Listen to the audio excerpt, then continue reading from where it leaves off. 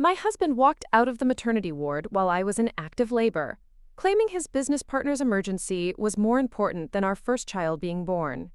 He had no idea that the simple nurse he'd been married to for 4 years was actually the heir to a billion-dollar empire, or that the discreet men in suits who'd been watching from the hospital parking lot weren't just concerned visitors.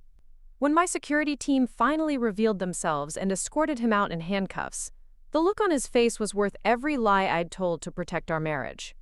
But let me start from the beginning, because the real story isn't about revenge. It's about discovering who someone really is when they think you have nothing left to lose. I'd love to know which corner of the globe you're watching from. And if this story speaks to you, make sure to subscribe. Tomorrow's video is one you absolutely can't miss. My name is Victoria Sullivan, though for the past 4 years, everyone except my security detail has known me as Tori Mitchell. I'm 26 years old, and until 3 weeks ago, I was living the most elaborate lie of my life. My husband Marcus thought he'd married a pediatric nurse from Ohio, whose biggest financial concern was splitting the rent on our modest apartment in downtown Phoenix. He had no idea that the woman sharing his bed was the sole heir to Sullivan International, a private equity firm worth $3.2 billion. The deception started in college. I was tired of never knowing whether people liked me for who I was or what my trust fund could buy them. My father, Richard Sullivan, had built his fortune from nothing, and he'd raised me to understand that money reveals people's true nature, usually the ugly parts. So when I left for Arizona State University, I became Tori Mitchell, scholarship student and part-time waitress, living in the cheapest dorm on campus and working double shifts to pay for textbooks I could have bought without checking my bank balance. Whoa. That's where I met Marcus Webb. He was everything I thought I wanted in a partner: ambitious, charming, studying business, with dreams of starting his own consulting firm. He was also completely broke, living on student loans and whatever he could make tutoring undergraduates in accounting. When he asked me out, I knew it wasn't because he'd Googled my family name or calculated my net worth. He liked the girl who brought him coffee during late-night study sessions and listened to his plans for building something from scratch. Our relationship developed slowly, carefully. I maintained my cover story religiously. I worked at a campus diner, lived in a studio apartment with secondhand furniture, and split grocery bills down to the penny. My father's security team watched from a distance, but I'd convinced him that this was temporary, that I'd eventually tell Marcus the truth and bring him into the family business. I just needed to be sure he loved me for the right reasons. Marcus proposed during our senior year with a ring that cost him 3 months of tutoring income. I cried when he slipped it onto my finger, not because of the diamond, though it was beautiful in its modesty, but because of what it represented. He'd chosen me when he thought I had nothing to offer except myself. That felt like the purest form of love I'd ever experienced. Marcus landed an entry-level position at a mid-tier consulting firm, and I started working as a pediatric nurse at Phoenix Children's Hospital. The irony wasn't lost on me. I was literally caring for other people's children while hiding my own financial ability to provide for the family we planned to build together. But I was happy. We had a small apartment, a tight budget, and dreams that felt achievable because we were working toward them together. Macro. The charade required constant vigilance. I had a separate bank account under my real name where my trust fund payments were deposited, but I never touched that money. Instead, I lived entirely on my nursing salary, maintaining the fiction that we were a young couple scraping by like everyone else. My father wasn't thrilled with the arrangement, but he respected my desire to build something authentic. He even admired Marcus's work ethic and ambition, though they'd never met. What I didn't realize was how much the financial stress was affecting Marcus. While I found our budget constraints romantic, proof that we could build a life based on love rather than money, he was becoming increasingly frustrated with our limitations. He started working longer hours, taking on side consulting projects, and talking constantly about clients who drove luxury cars and lived in houses he could only dream of affording. The conversations about money became more frequent and more tense. Marcus would come home exhausted and bitter, complaining about colleagues who'd inherited their positions or married into wealth. He'd talk about how unfair it was that hard work wasn't enough, that success seemed reserved for people who'd won the genetic lottery. I'd listen and sympathize, all while hiding the fact that I was exactly the kind of person he resented. When I got pregnant, I thought it would refocus his priorities. We'd been trying for 8 months, And when the test finally showed 2 pink lines, Marcus seemed genuinely excited. He talked about wanting to provide for our family, about working his way up to partner level so our children could have opportunities he'd never had. I loved his ambition, even as I secretly knew I could solve all his financial worries with a single phone call. But pregnancy changed things in ways I hadn't expected. The physical demands of carrying a child while working full-time as a nurse were exhausting. I started missing shifts, which meant smaller paychecks, which meant Marcus working even more hours to compensate. He'd come home to find me asleep on the couch, too tired to cook dinner or maintain our usual routines. The stress was affecting both of us, but I couldn't tell him that money wasn't actually a problem. My security team, led by a former Secret Service agent named David Chen, had been monitoring the situation with growing concern. They'd watched Marcus's behavior patterns, tracked his financial stress, and noticed his increasing frustration with our circumstances. David had worked for my family since I was 16, and he knew me well enough to recognize when I was in over my head. "Miss Sullivan," he said during one of our monthly check-ins, "your husband's stress levels are escalating. Our psychological profile suggests he may be reaching a breaking point regarding your financial situation. Perhaps it's time to consider revealing your true circumstances." I dismissed his concerns. Marcus loved me. He'd proven that by proposing when he thought I was just a broke college student.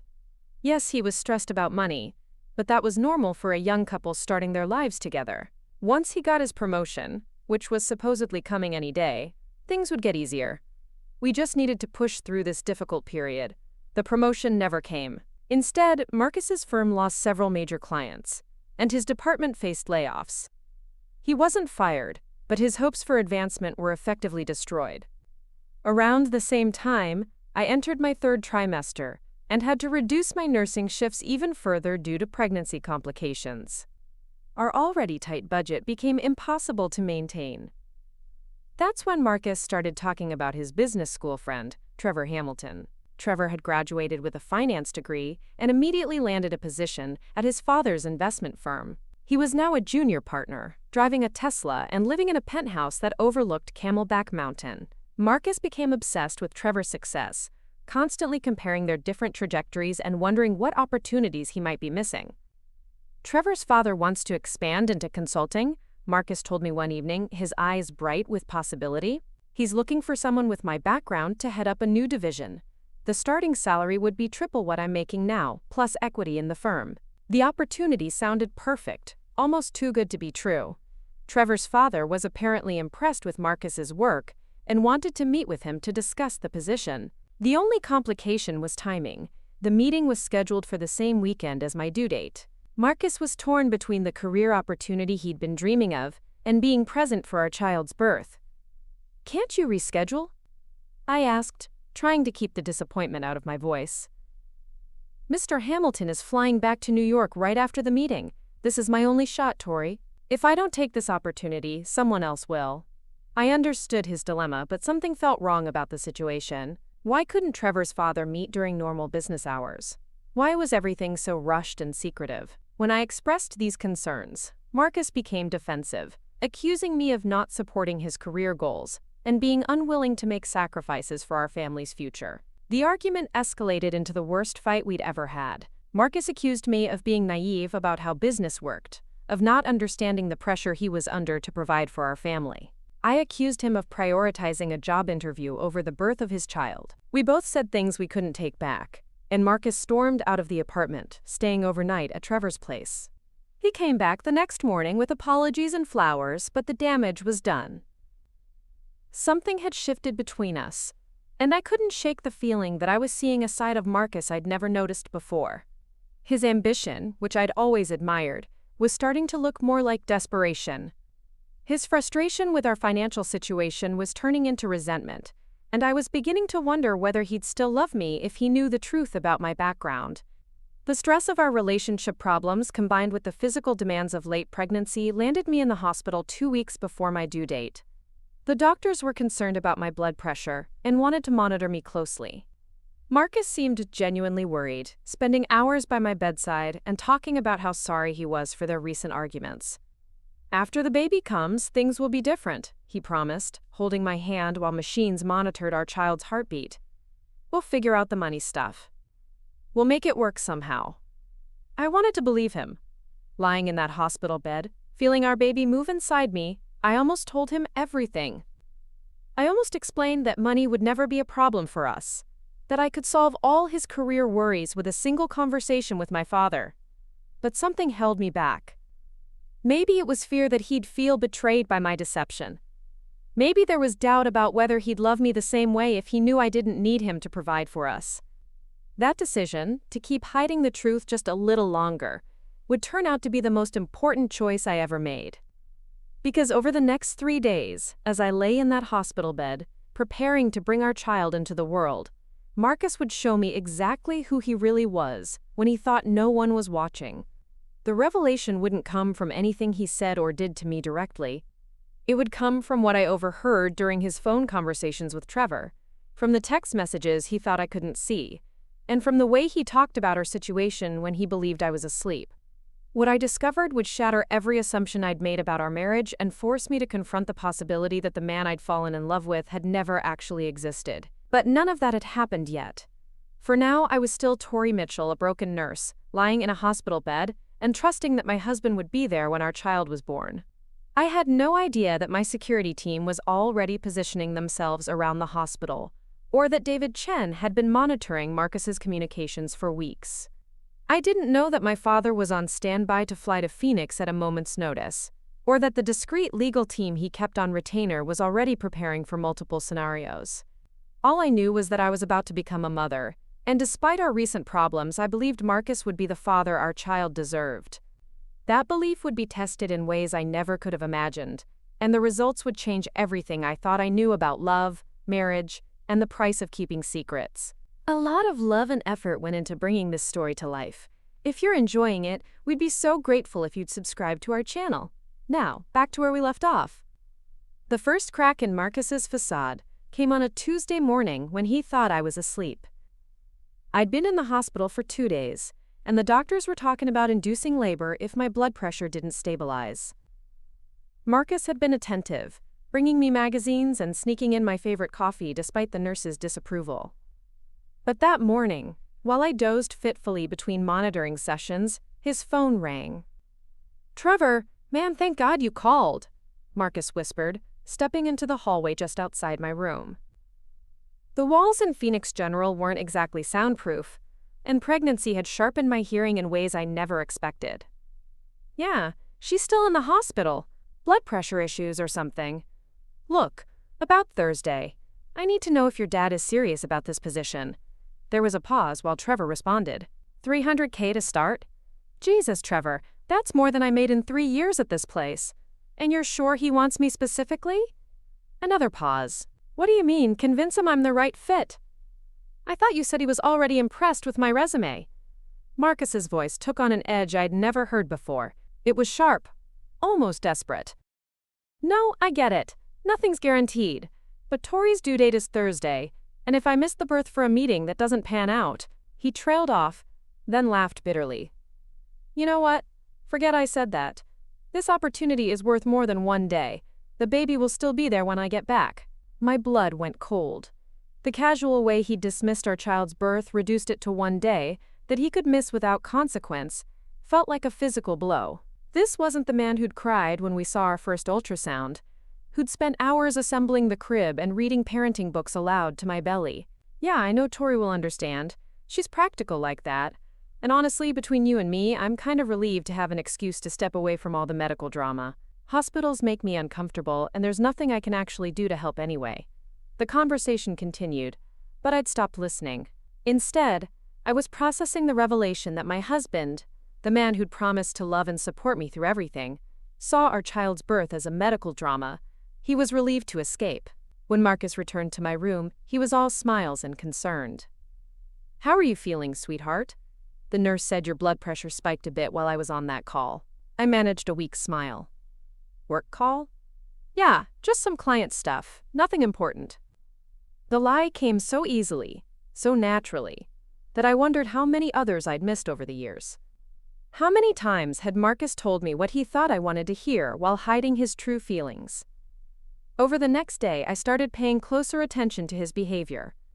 The pattern became obvious once I knew what to look for. Marcus was performing the role of supportive husband, but his heart wasn't in it. He checked his phone constantly, had hushed conversations in the hallway, and seemed more interested in text messages than in discussions about our birth plan or the baby's nursery. Wednesday evening, while Marcus was in the cafeteria grabbing dinner, my father called. Richard Sullivan didn't usually check in during his business trips, but something in his voice suggested this wasn't a casual conversation. "Victoria, I'm flying back from Tokyo early. David thinks there might be complications with your situation." David Chen was my head of security, a man who'd protected 3 presidents and had an uncanny ability to read people. If he was concerned, I needed to take it seriously. "What kind of complications?" "Your husband has been making inquiries about divorce law, specifically asset division, in cases where one spouse has undisclosed wealth." The words hit me like a physical blow. "That's impossible. Marcus doesn't know about the trust fund." "Perhaps not. But according to David's intelligence, Mr. Webb has been researching how to protect himself financially if your marriage ends. He's also been asking questions about prenuptial agreements and whether they can be invalidated if one party concealed assets." I gripped the phone tighter. "Dad, you're scaring me." "Victoria, I need you to listen carefully. David has been monitoring your husband's communications as a security precaution. We've intercepted messages that suggest he may be planning to leave you." The room seemed to spin around me. "Leave me? I'm about to have his baby." "I know this is difficult to hear, but the evidence suggests your husband has been cultivating a relationship with another woman, someone who can provide the financial security he believes you cannot." I couldn't breathe. The monitoring equipment started beeping erratically as my heart rate spiked.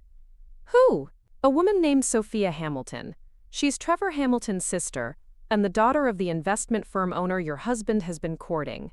According to our intelligence, she's recently divorced, worth approximately $50 million, and has been corresponding with your husband for several weeks." The pieces fell into place with sickening clarity.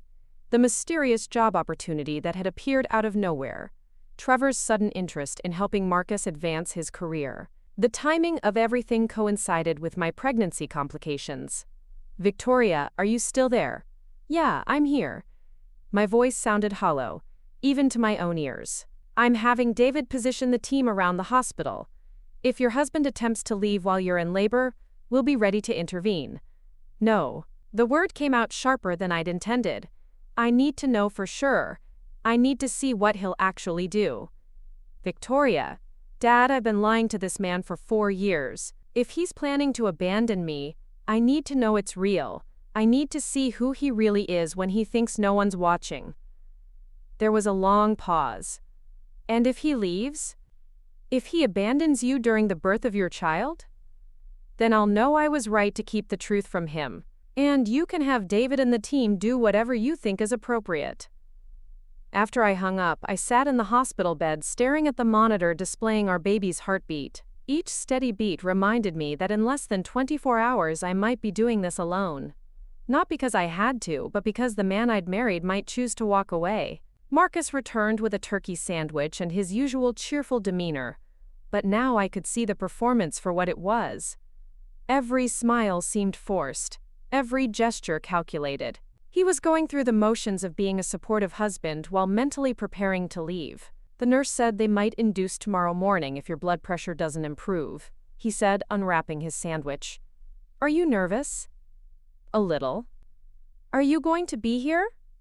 The question seemed innocent enough, but I watched his face carefully as he answered. "Of course I'll be here. Where else would I be?" But his eyes flickered to his phone as it buzzed with a new message. "Important client?" I asked. "Just Trevor. He's dealing with some family drama." Marcus glanced at the message and his expression tightened. "Actually, his sister is going through a rough divorce. Trevor asked if I could offer some professional advice since I've been researching family law for work." Another lie, delivered with the same easy confidence as all the others. I wondered how long he'd been building this elaborate deception, creating cover stories for his communications with Sophia Hamilton. That night, I barely slept. Every time Marcus shifted in the uncomfortable hospital chair, I wondered if he was checking messages from the woman he was planning to leave me for. When he stepped out to use the bathroom, I found myself listening for hushed phone conversations. When he dozed off, I studied his face, trying to reconcile the man I'd fallen in love with to the stranger who was apparently preparing to abandon his family. Thursday morning arrived with the efficiency that hospitals are known for. Dr. Martinez came in at 6 a.m. to check my progress and announced that we'd be starting induction within the hour. "This is it," she said with a smile. "By tonight, you'll be parents."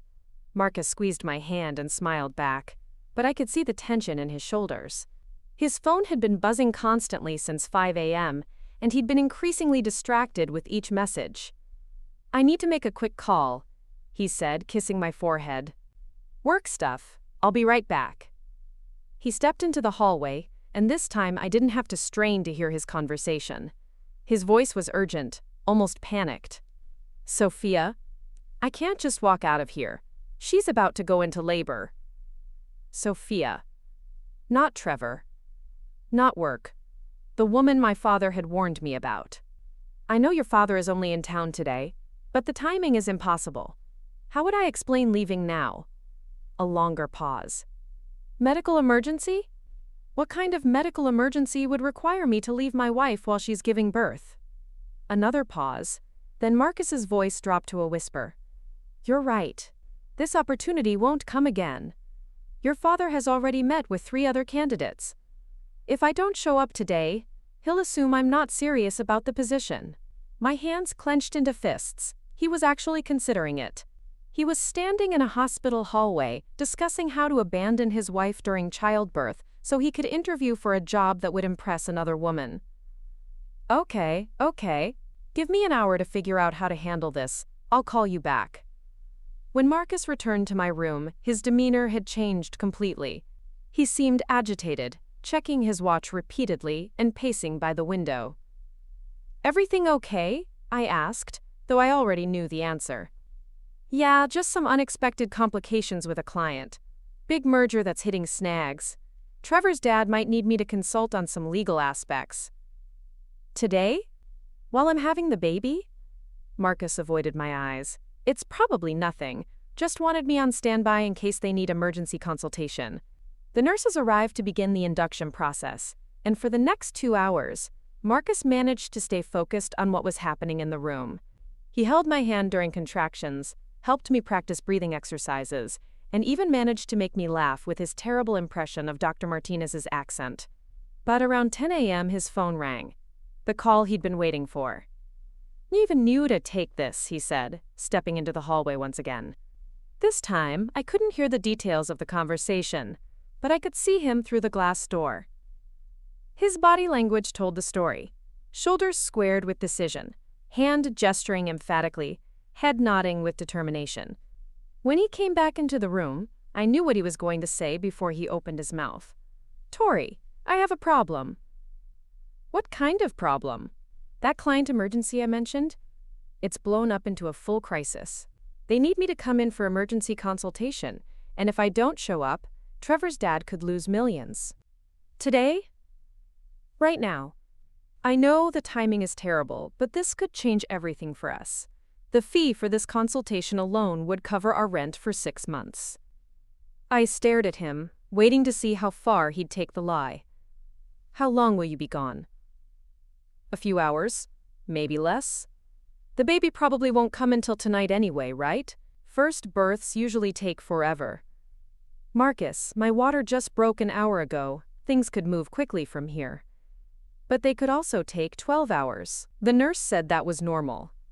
He was already reaching for his jacket. "Look, I'll keep my phone on. If anything changes, I'll come right back. And if the baby comes while you're gone?"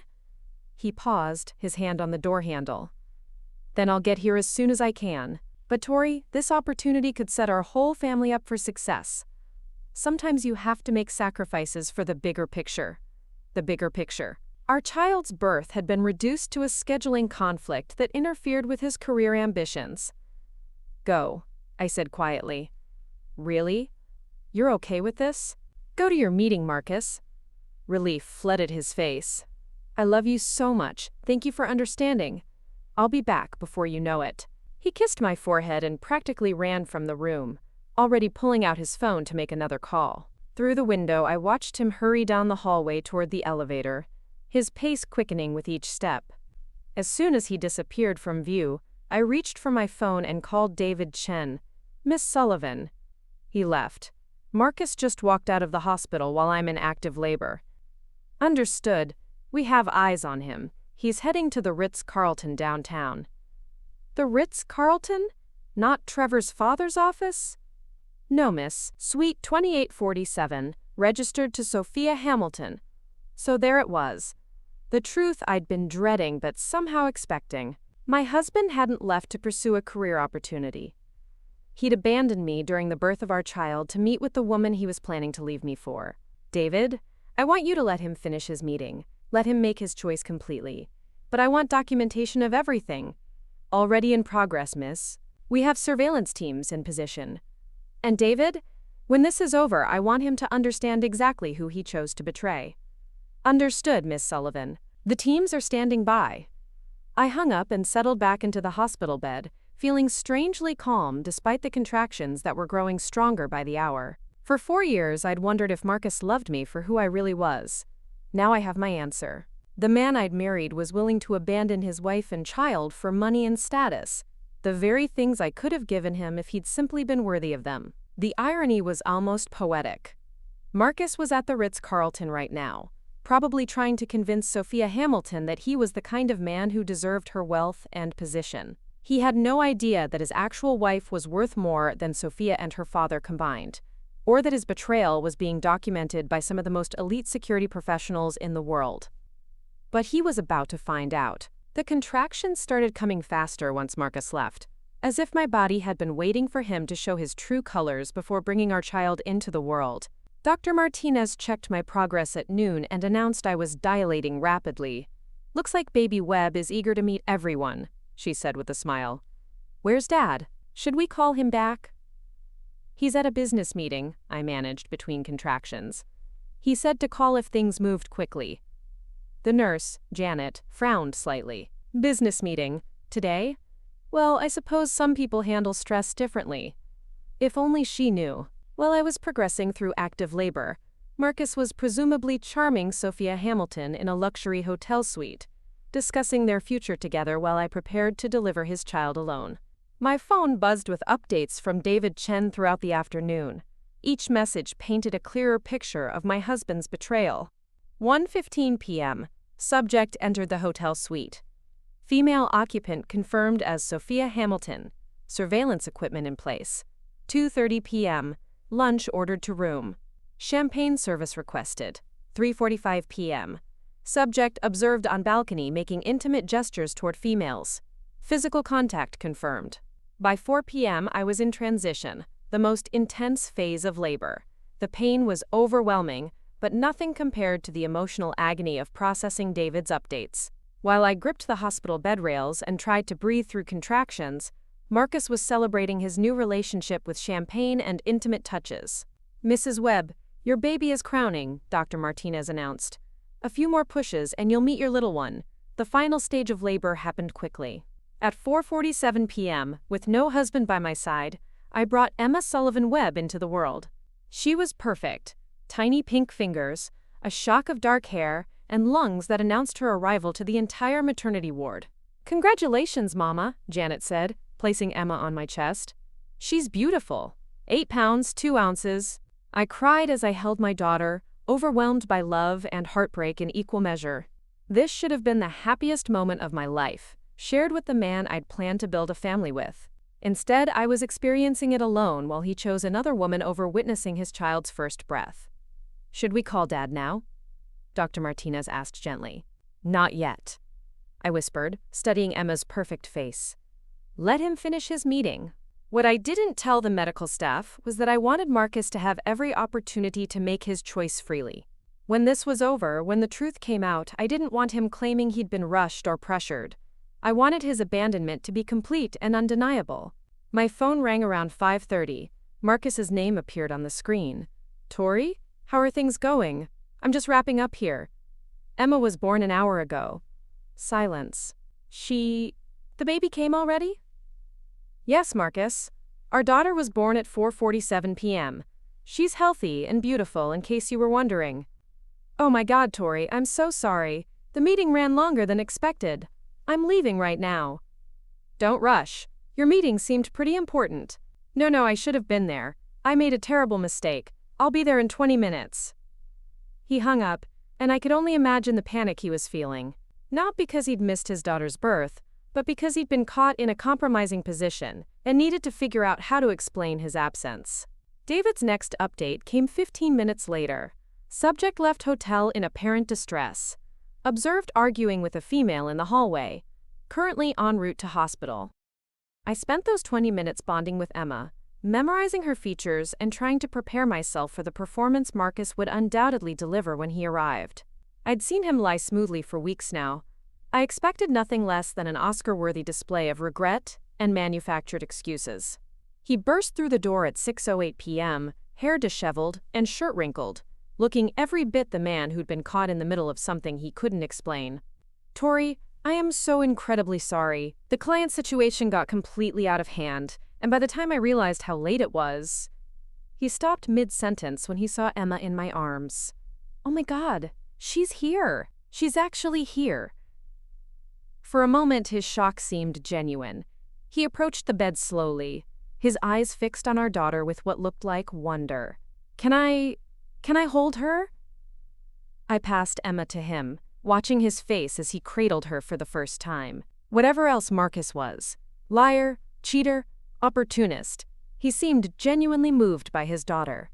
Tears ran down his cheeks as he studied her tiny features. She's perfect, Tori. She's absolutely perfect. I can't believe I missed this. Neither can I.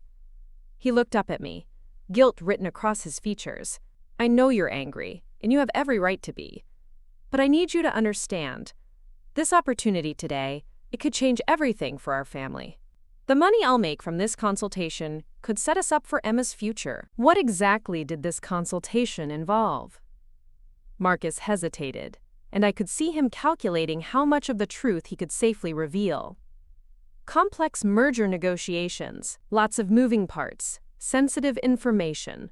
I can't really go into details because of confidentiality agreements. And it had to happen today? While I was giving birth? The other party was only available today. If we'd waited, the whole deal could have fallen through. More lies delivered with practiced sincerity. I wondered if he'd always been this skilled at deception, or if desperation had sharpened his abilities. Where was this meeting? Downtown. Trevor's father has a corporate suite at his law firm. Which firm? Another hesitation. Hamilton, Reeves and Associates.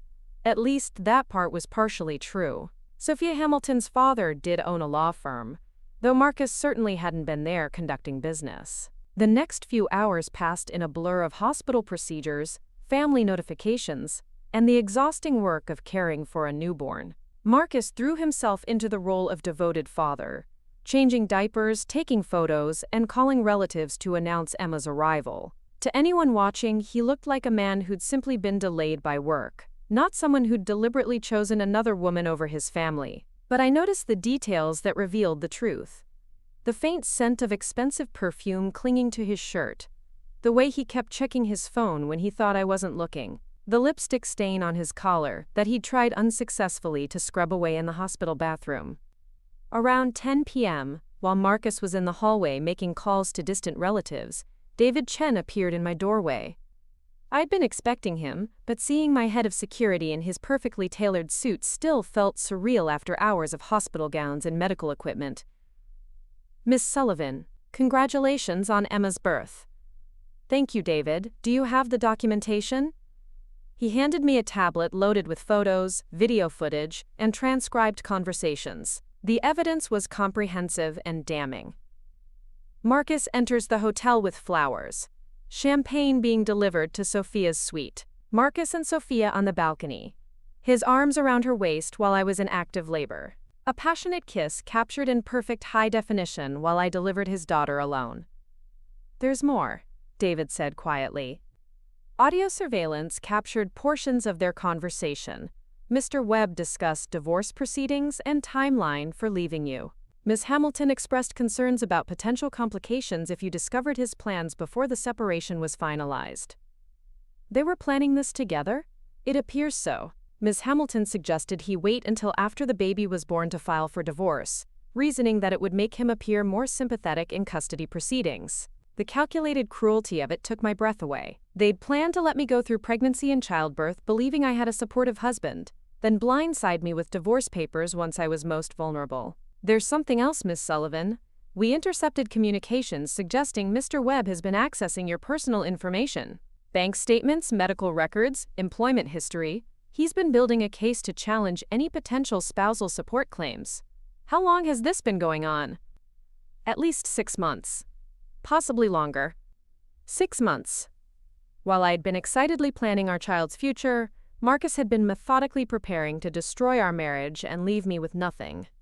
Marcus's voice echoed down the hallway as he finished his phone calls. David quickly pocketed the tablet and transformed back into the discreet professional observer he'd been for years. Miss Sullivan, what are your instructions? Tomorrow morning, I want him to understand exactly who he chose to betray. But tonight, let him think he got away with it. Let him believe his performance worked. David nodded and slipped out of the room just as Marcus returned, his face bright with the satisfaction of a man who thought he'd successfully managed a crisis. Everyone's so excited to meet Emma, he said, settling into the chair beside my bed. My mom is already planning to fly out next week. Your parents must be thrilled too. I haven't called them yet. I wanted to wait until we were settled. Should I call them for you? I know you're exhausted. The offer was perfectly reasonable, exactly what a supportive husband should suggest. But I knew his real motivation was to control the narrative, to ensure my parents heard his version of events first. That's okay, I'll call them tomorrow. We spent the next hour in companionable quiet, taking turns holding Emma and marveling at her tiny perfections. In different circumstances, it might have been the peaceful family bonding time I dreamed of. Instead, it felt like an elaborate charade, with both of us performing roles while hiding devastating secrets. Marcus dozed in his chair around midnight, and I finally allowed myself to process the full scope of his betrayal. This wasn't a moment of weakness or a single bad decision. He'd been systematically planning to leave me for months, building relationships with other women while I carried his child, and researching how to minimize his financial obligations to our family. The man sleeping peacefully in the hospital chair wasn't the person I'd fallen in love with in college. He might never have been. Perhaps the ambitious, hardworking student I'd admired had always been capable of this level of deception. Perhaps financial stress had simply revealed his true character. Or perhaps I'd been so committed to my own deception that I'd missed the signs of his. Emma stirred in my arms, her tiny fist curling around my finger with instinctive trust. Whatever mistakes I'd made in my marriage, whatever lies I'd told to protect our relationship, I'd never betrayed the fundamental promise of family loyalty. I'd never chosen personal gain over my child's well-being, or abandoned my responsibilities for selfish desires. Marcus had done all of those things in a single afternoon.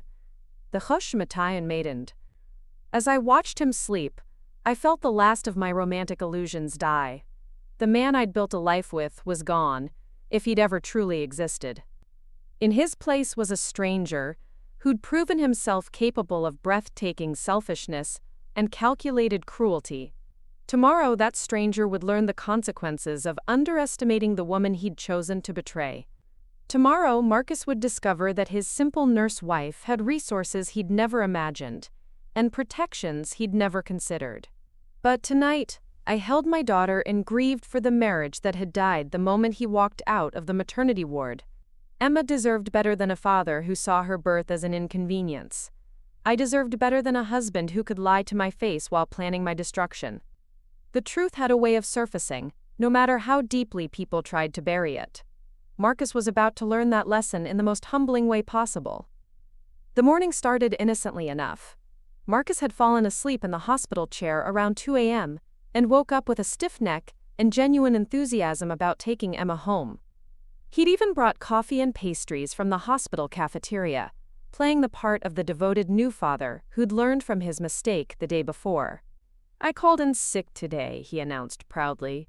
Told them I needed to be with my family. Yesterday taught me what really matters." The irony was staggering.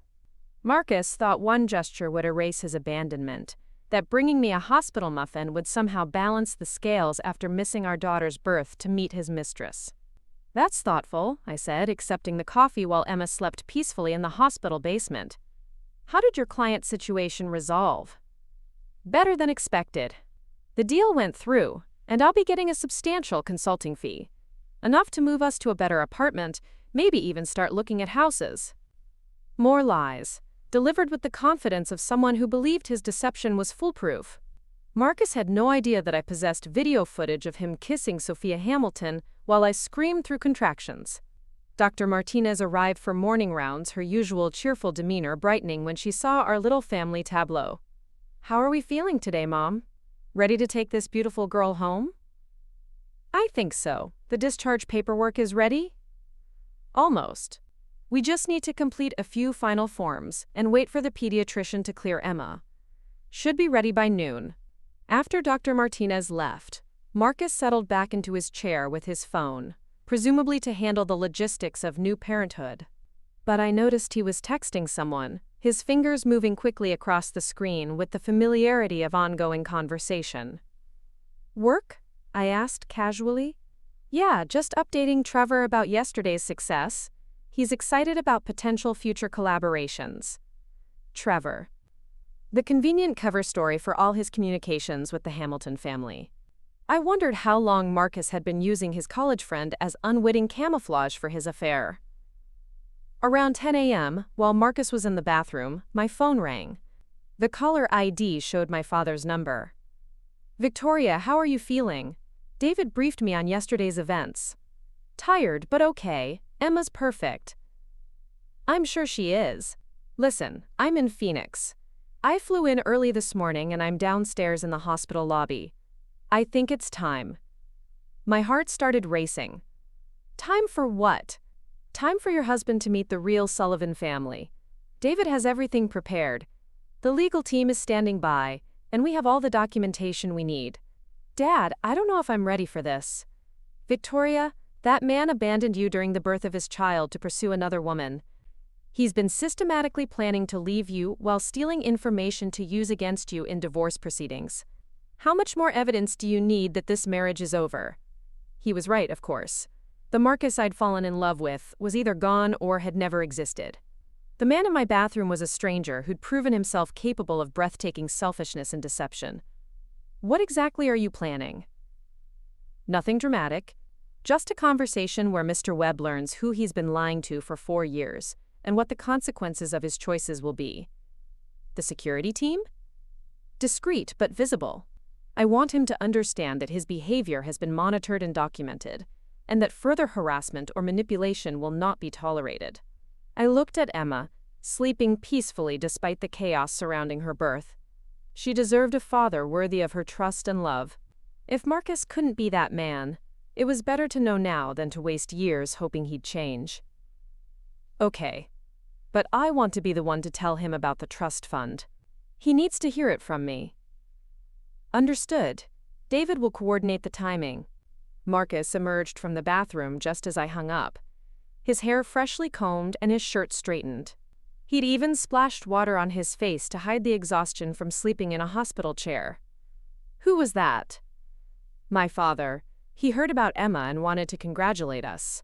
That's nice. When are your parents coming to visit? Actually, he's here. In Phoenix. He wants to meet you properly. Marcus froze, his hand halfway to his coffee cup. Here? Now? He's downstairs. I thought it would be nice for him to meet Emma while we're still in the hospital. Tori, I look terrible. I've been sleeping in a chair for 2 days. Can't we arrange something for next week when I've had time to prepare? The panic in his voice was telling. Marcus had spent 4 years avoiding serious contact with my family, always finding excuses to skip video calls or postpone visits. I'd attributed it to shyness or social anxiety, but now I suspected he'd been afraid of deeper scrutiny. He's already here, Marcus. It would be rude to make him leave without meeting his new granddaughter. Before Marcus could protest further, there was a knock on the door. David Chen entered first, his presence immediately commanding attention despite his understated appearance. Behind him came my father, Richard Sullivan, wearing a perfectly tailored navy suit and carrying flowers for me and a small gift bag for Emma. Marcus's face went pale as he took in David's obviously professional bearing and my father's unmistakable aura of wealth and authority. Even without knowing who they were, he could tell these weren't ordinary visitors. "Victoria, darling," my father said, crossing to my bedside and kissing my forehead. "Congratulations. How are you feeling?" "Better now that you're here. Dad, I'd like you to meet Marcus." "Marcus, this is my father, Richard Sullivan." Marcus stood awkwardly, clearly unsure of the protocol for meeting his wife's father while wearing wrinkled clothes in a hospital room. He extended his hand tentatively. "Mr. Sullivan, it's an honor to finally meet you. Tori has told me so much about you." My father shook Marcus's hand with polite firmness, his expression neutral but assessing. "Mr. Webb, I wish we were meeting under better circumstances." "Circumstances?" "I understand you weren't present for Emma's birth yesterday. Business obligations, I'm told." Marcus's jaw tightened almost imperceptibly. "Yes, sir. An emergency consultation that couldn't be postponed." "I regret missing such an important moment." "I'm sure you do. What type of consulting do you do, Mr. Webb?" "Corporate law, mainly. Mergers and acquisitions, contract negotiations." Yesterday's situation involved a time-sensitive deal that required immediate attention. My father nodded thoughtfully. "And where did this consultation take place?"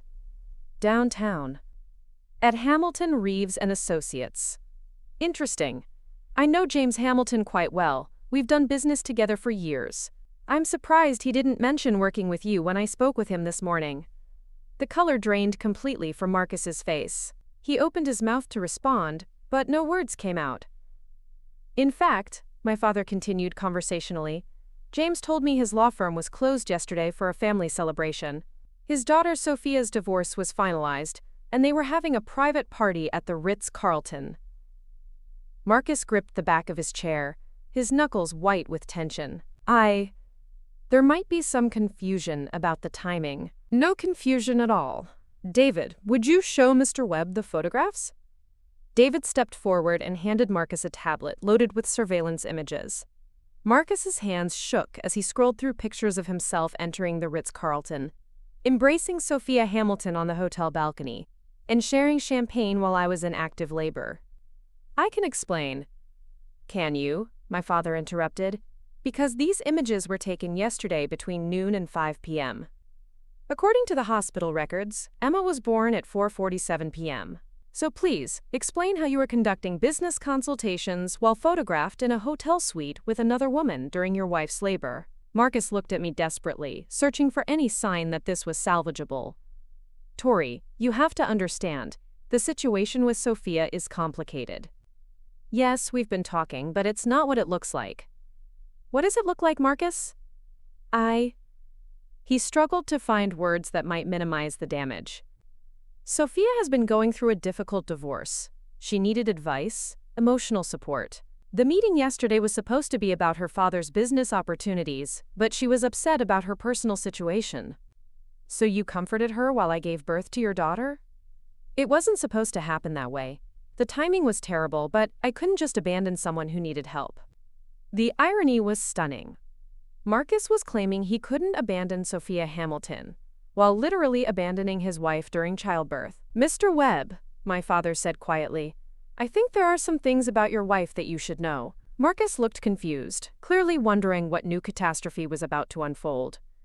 "Tori, why don't you tell your husband who you really are?" I took a deep breath, looking at Marcus's bewildered face. After 4 years of deception, the truth felt strange on my tongue.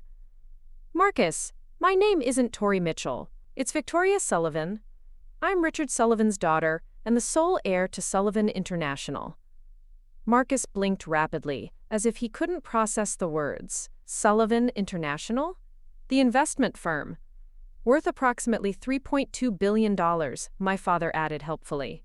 Victoria has been living under an assumed identity since college, to ensure any relationships she formed were genuine rather than financially motivated." Marcus sank into his chair, the tablet of surveillance photos forgotten in his lap. You're rich? Extremely, I confirmed.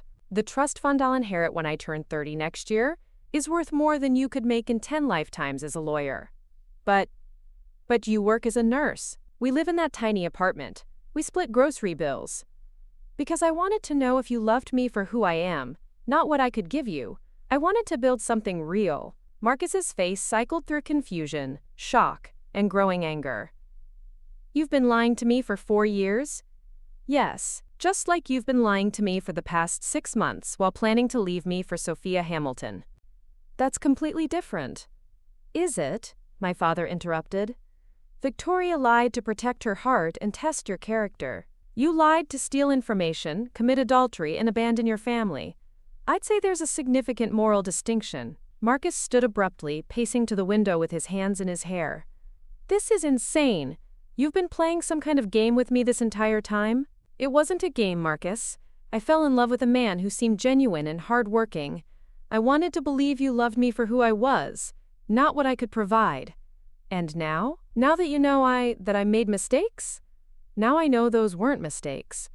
David's investigation shows you've been planning this for months. You researched divorce law, built a relationship with another woman, and systematically prepared to leave me once Emma was born.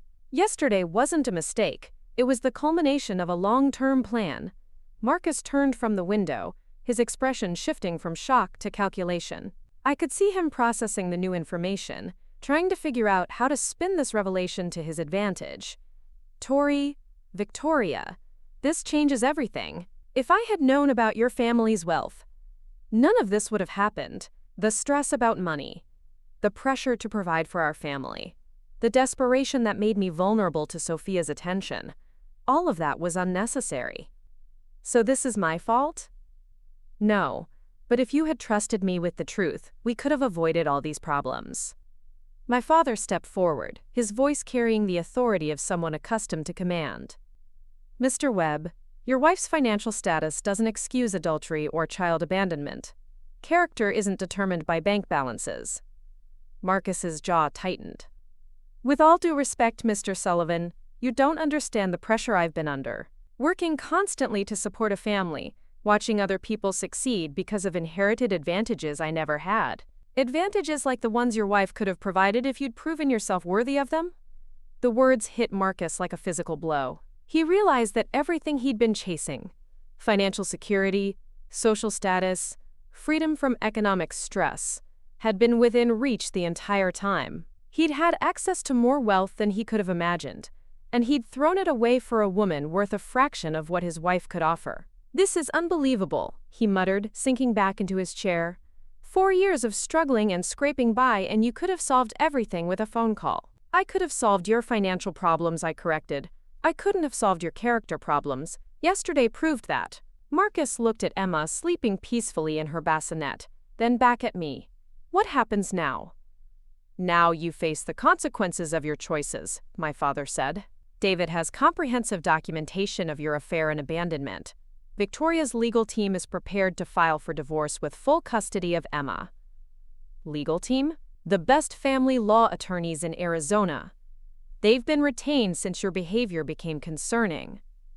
Marcus's face crumpled as the full scope of his situation became clear. He'd lost his wife, his daughter, and access to more wealth than he'd ever dreamed possible, all for an affair with a woman who was worth a fraction of what he'd given up. Is there any way to fix this? I looked at my husband, soon-to-be ex-husband, with something approaching pity. Marcus, you left me alone to give birth to your daughter so you could meet with another woman. That's not something you fix. That's something you live with forever.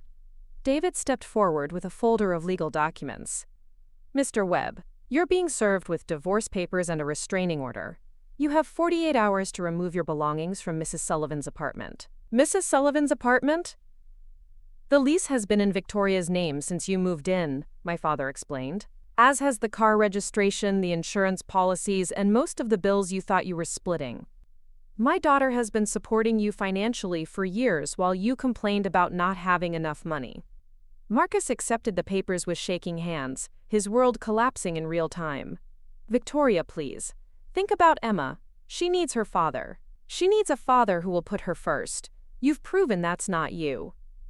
As if summoned by the mention of her name, Emma stirred and began to cry. I picked her up, holding her close while she settled against my chest.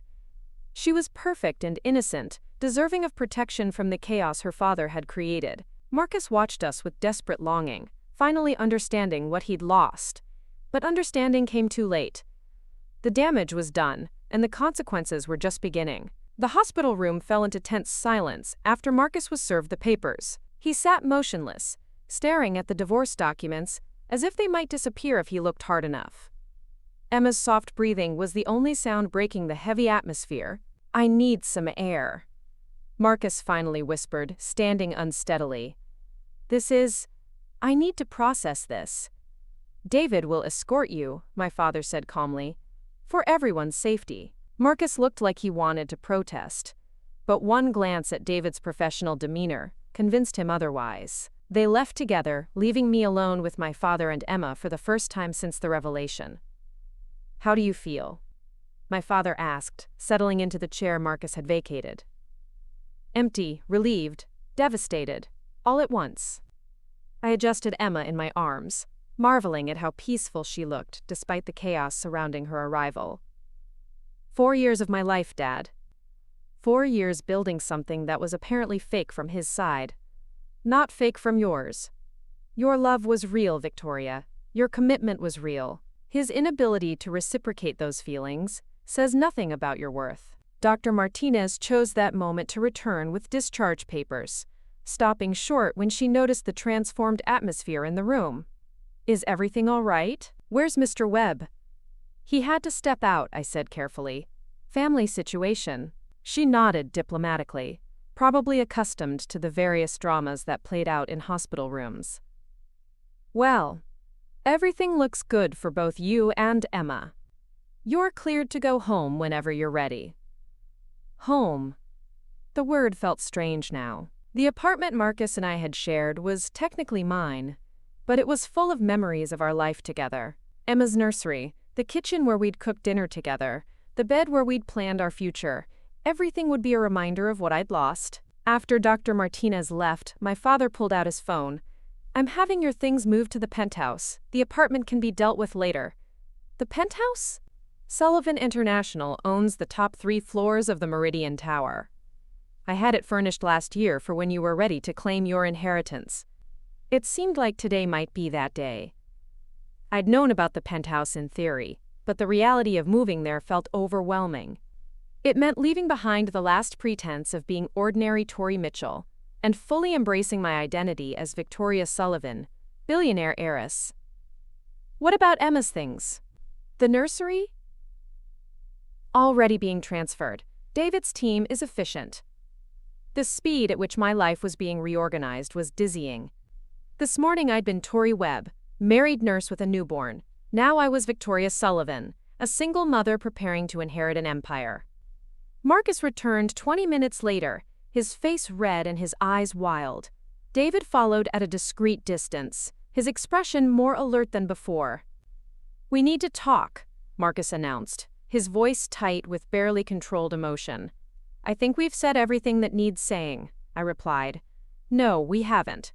Not even close." He approached the bed cautiously, as if David might tackle him for getting too close. "Victoria, I understand that you're angry. I made terrible choices and I hurt you in the worst possible way. But think about what we're throwing away here." "What are we throwing away, Marcus?" "Our marriage, our family, Emma's future, everything we built together. You threw that away yesterday when you chose Sophia Hamilton over your wife and daughter." Marcus ran his hands through his hair in frustration. "I know how it looks, but you have to understand the position I was in. I thought we were broke. I thought I was failing as a provider. When Sophia offered hope for a better future, I was desperate enough to consider it." "Consider it?" "Marcus, you kissed her while I was in labor. You made plans to divorce me after Emma was born. That's not considering. That's committing." "But I didn't know," he exploded, causing Emma to stir in my arms. "I didn't know you had billions of dollars. I didn't know I was married to one of the wealthiest women in Arizona. If I had known, none of this would have happened." My father stepped forward, his voice dangerously quiet. So you're saying your fidelity was for sale? That knowing about Victoria's wealth would have made you a faithful husband? Marcus realized how his words sounded, but it was too late to take them back. That's not what I meant. It's exactly what you meant, I said sadly. You're saying you would have been loyal if you'd known I was rich. Do you understand how that sounds? I'm saying the pressure, the stress, the feeling of inadequacy, all of that could have been avoided if you'd trusted me with the truth. And I'm saying that a man of character doesn't abandon his family regardless of financial pressure. My grandfather built Sullivan International from nothing. He went through periods where he couldn't afford food, but he never abandoned my grandmother or their children. Marcus's face twisted with frustration. Your grandfather didn't have to compete with people who inherited everything. He didn't have to watch college friends get handed executive positions while he worked 60-hour weeks for scraps. Is that what this is about? Jealousy? It's about fairness. It's about working twice as hard as everyone else and getting half the results because you don't have the right connections or family money. The bitterness in his voice was stunning. I'd never seen this side of Marcus before. The resentment, the sense of entitlement, the belief that the world owed him something. Marcus, I offered you everything. Not directly, but by marrying me. If you'd been the man I thought you were, you would have inherited more than you could have dreamed of. How was I supposed to know that when you spent 4 years lying to me? I spent 4 years testing your character. You failed. David's phone buzzed, and he stepped aside to take a call. When he returned, his expression was grim. Miss Sullivan, we have a problem. Ms. Hamilton has been contacting local media outlets. She's claiming Mr. Webb was manipulated and coerced into abandoning his family. Marcus went pale. What? No, I never asked her to do that. According to our intelligence, she's positioning herself as the victim of a wealthy family's vendetta. She's claiming you were blackmailed into leaving her. That's insane, Marcus said, but his voice lacked conviction. My father pulled out his own phone, scrolling through what appeared to be news alerts. Channel 12 just posted a story. Local businessman torn from girlfriend by billionaire's daughter. They're running a photo of you and Sophia from yesterday. The blood drained from Marcus's face as he realized the scope of the mess he'd created. I need to call her. I need to make her stop. No contact, David said firmly. Any communication with Ms. Hamilton at this point would violate the restraining order and could be used against you in custody proceedings. Marcus sank into his chair, the full weight of his situation crushing down on him.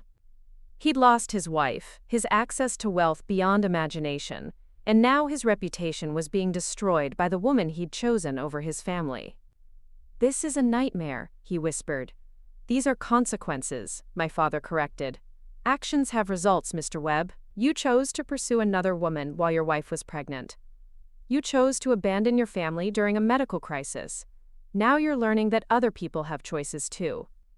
Emma began to fuss, and I stood to rock her gently. Looking down at my daughter's perfect face, I felt a surge of protective determination. Whatever chaos Marcus had created for himself, Emma would be insulated from it. Victoria, Marcus said desperately, what if I could fix this? What if I could make Sophia retract her statements and disappear from our lives? What if I spent the rest of my life making up for yesterday? How exactly would you do that? I'll do whatever it takes. Therapy, counseling, anything. I'll sign a postnuptial agreement giving up any claim to your assets. I'll prove that I love you for who you are, not what you're worth.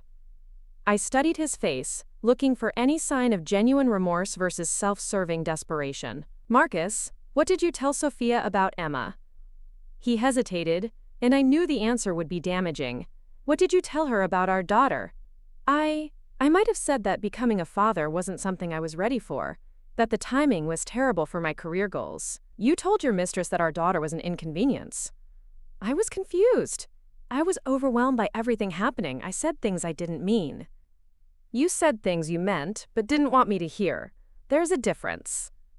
David's phone buzzed again, and this time his expression turned thunderous. Miss Sullivan, Channel 3 is running a follow-up story. Ms. Hamilton is claiming that Mr. Webb was planning to leave you regardless of her involvement, because you were, quote, emotionally unstable during pregnancy and unfit for motherhood. The words hit me like a physical blow. Not only had Marcus discussed our private struggles with his mistress, but he'd allowed her to publicly attack my fitness as a mother. Marcus looked sick. I never said that. I never said you were unfit. But you did discuss my pregnancy with her. You did share intimate details about our relationship while you were planning to leave me. Victoria, please, you have to believe me. I love you. I love Emma. Yesterday was the worst mistake of my life, but it doesn't have to define our future. I looked at this man I'd shared a bed with for 4 years, the man I'd planned to grow old with, and felt nothing but sadness. The person I'd loved was gone, if he'd ever truly existed. Marcus, do you know what the worst part of all this is? Tell me. It's not the affair. It's not even missing Emma's birth. It's the fact that you're standing here begging for forgiveness, not because you're genuinely sorry, but because you found out I'm worth $3 billion. If I were still broke nurse Tori Mitchell, would you be fighting this hard to save our marriage? Marcus opened his mouth to respond, then closed it. The silence stretched between us, filled with the weight of unspoken truth. That's what I thought, I whispered. David stepped forward with another folder. Mr. Webb, these are the terms of the divorce settlement. Given the circumstances and evidence, Mrs. Sullivan is being generous. You'll receive no alimony, but you won't be responsible for any debts accrued during the marriage. Supervised visitation with Emma can be arranged once you've completed court-mandated counseling. Marcus stared at the papers as if they were written in a foreign language. Supervised visitation? She's my daughter. She's the daughter you abandoned during birth to meet another woman, my father said coldly. You'll be lucky if the court allows any contact at all. The reality of his situation was finally sinking in. Marcus had gambled everything on a relationship with Sophia Hamilton, and now he was losing not just me and Emma, but his reputation, his career prospects, and his public image. What about my job, the consulting firm? I imagine they'll want to distance themselves from the negative publicity, David said matter-of-factly. Corporate law firms don't typically retain associates who abandon their families for affairs with clients' daughters. Marcus's face crumpled as he realized the full scope of what he'd lost. In pursuit of what he thought was a better opportunity, he'd destroyed everything good in his life. I need time to think, he said finally. This is all happening too fast. You had months to think while you were planning to leave, I reminded him. Time for thinking is over. Now it's time for consequences. A nurse appeared in the doorway with a wheelchair. Mrs. Webb, ready to take the baby home? It's Mrs. Sullivan, my father corrected gently. And yes, they're ready. As I settled Emma into her car seat and gathered our belongings, Marcus watched with the expression of a man witnessing his own funeral. He'd made his choices, and now he had to live with them. The last thing I heard as David wheeled me out of the room was Marcus's voice, broken and desperate. Victoria, please, don't take Emma away from me, please. But it was too late for me. Some bridges, once burned, can't be rebuilt. And some mistakes are too profound to forgive. Marcus had chosen his path. Now I had to choose mine. Perprate someone tases. The penthouse elevator climbed 43 floors in complete silence. Emma slept peacefully in her carrier while I stared at the changing numbers, trying to process the magnitude of how drastically my life had shifted in 24 hours. Yesterday I'd been a married nurse preparing to bring my daughter home to a modest apartment. Today I was a single billionaire heiress ascending to a home I'd never seen. David stood beside me, still maintaining his professional vigilance despite the secure building. My father had gone ahead to ensure everything was prepared for our arrival. Miss Sullivan, David said quietly as we approached the top floor, there's something you should know about the media situation. More complications? Channel 7 tracked down your college roommate. Ashley Martinez gave an interview claiming she always suspected you came from money because you never seemed genuinely stressed about finances. The elevator doors opened to reveal a stunning foyer with floor-to-ceiling windows overlooking Phoenix. Despite my emotional exhaustion, I couldn't help but gasp at the view. What exactly did Ashley say? That you were too generous for someone supposedly living paycheck to paycheck. She mentioned the time you paid for her mother's surgery without hesitation, claiming you'd won money gambling. I remembered that incident. Ashley's mother had needed emergency appendix surgery, and her family couldn't afford the hospital bills. I'd written a check for $15,000, claiming I'd gotten lucky at a casino. Ashley had seemed suspicious, but hadn't questioned it at the time. The story is gaining traction, David continued as we entered the penthouse. Other college friends are coming forward with similar anecdotes. The narrative is shifting from nurse deceives husband to, quote, billionaire heiress lived double life. The interior of the penthouse was breathtaking. Modern furnishings, marble countertops, and artwork that probably cost more than Marcus's annual salary. But what caught my attention was the nursery that had been recreated in perfect detail. Every item from Emma's room in our apartment had been moved and arranged exactly as it had been. How did they do this so quickly? The team worked through the night, my father said, appearing from what looked like a home office. I wanted Emma to have familiar surroundings during this transition. I placed Emma's carrier on the marble kitchen island, marveling at the efficiency of having unlimited resources. In the space of hours, my father's team had orchestrated a complete life transformation while I was dealing with divorce papers and media scandals. Victoria, we need to discuss strategy, my father said gently. The media attention is escalating, and Sophia Hamilton's statements are becoming increasingly inflammatory. David handed me a tablet loaded with news articles. The headlines were devastating. Phoenix billionaire's daughter lived secret life while husband struggled. Nurse or heiress? The 4-year deception that destroyed a marriage. Man driven to affair by wife's financial lies, claims family friend. Sophia's doing this? I asked, scrolling through the articles. She's hired a public relations firm, David confirmed. They're positioning her as the innocent party who tried to help a struggling businessman escape an emotionally manipulative marriage. The articles painted a picture that was technically accurate but completely missing context. They mentioned my deception, but ignored Marcus's systematic planning to abandon our family. They discussed his financial stress but omitted his affair during my labor. There's more, my father said grimly. Marcus's former colleagues are being interviewed. Several have corroborated that he frequently complained about feeling, quote, trapped by his marriage and financial obligations. They're making it sound like he was justified in leaving me. Public opinion is surprisingly divided, David admitted. Some people are sympathetic to Marcus's position, arguing that your deception made his behavior understandable if not excusable. Emma stirred in her carrier, and I lifted her out, needing the comfort of holding my daughter while my reputation was being systematically destroyed online. What's our response? We don't respond, my father said firmly. Dignified silence while our legal team handles the facts. Public relations battles often make these situations worse. My phone buzzed with a call from an unknown number. David gestured for me to ignore it, but it rang again immediately. Miss Sullivan, David said, checking his own device. That number has been called 17 times in the past hour. It's a Phoenix area code. Against my better judgment, I answered. Hello? Victoria? Thank God. This is Sophia Hamilton. I almost hung up immediately, but something in her voice, desperation, maybe even fear, made me hesitate. Miss Hamilton, I don't think we should be speaking directly. Please, just listen for 30 seconds.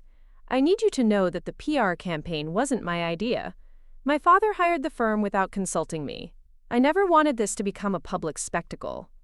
Then why is your name attached to statements calling me an unfit mother?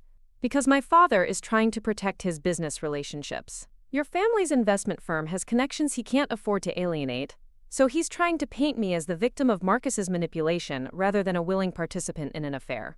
The explanation was both logical and infuriating. Sophia's father was playing both sides, publicly defending his daughter while privately calculating how to maintain business relationships with my family.